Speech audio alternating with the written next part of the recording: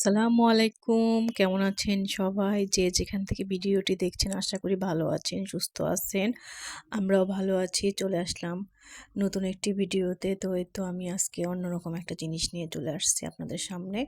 তো এটা আমি আমাদের তো মানে সবারই কম বেশি রাত্রের ভাত অনেক সময় বেঁচে যায়।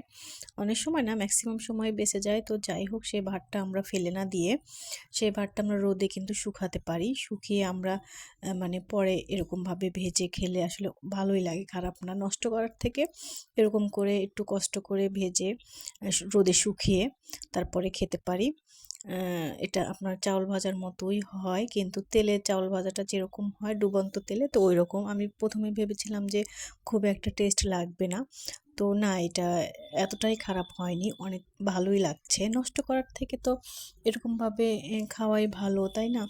কারণ ভাত তো নষ্ট করতে হয় না। আসলে ভাত নষ্ট করতে গেলে সবারই কিন্তু অনেক মায়া লাগে। তো যাই হোক, এরকম করে আপনারা কিন্তু বাসায় নষ্ট না করে খেতে পারেন ভেজে, রোদে শুকিয়ে। বেশিক্ষণ রোদ লাগে না, ২ ঘন্টা, বেশি ভালো রোদ থাকলে ২ ঘন্টার মধ্যেই শুকিয়ে যাবে। তো যাই হোক, ভিডিওটির কোনো অংশ যদি ভালো লেগে থাকে অবশ্যই চ্যানেলটাকে সাবস্ক্রাইব করে দিবেন, লাইক, কমেন্ট, শেয়ার করবেন। আমাদের পাশে থাকবেন, আমার পাশে থাকবেন, আমাকে সাপোর্ট করবেন। তো দেখতে থাকেন। এই তো আজকে এ পর্যন্তই। ভালো থাকবেন সবাই। আল্লাহ হাফেজ।